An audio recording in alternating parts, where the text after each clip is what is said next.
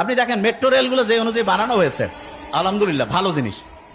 এই রেলের যে বগিগুলো, এগুলো যদি আরো বড় করে বানানো যাইতো, প্রত্যেকে কিন্তু বসে আরাম করে যাইতে পারতো। কিন্তু এমন ভাবে বানানো হয়েছে, কিছু লোক বসতে পারবে, অনেকেই দাঁড়ায়, ঠেলাঠেলি করে পাশাপাশি করে যায়, ঠিক না?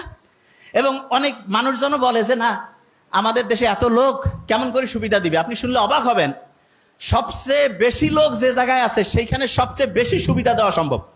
তার মানে ঢাকা শহরের লোক সবচেয়ে বেশি, ঢাকা শহরের সবচেয়ে বেশি সুবিধা দেওয়া সম্ভব। কি কারণে?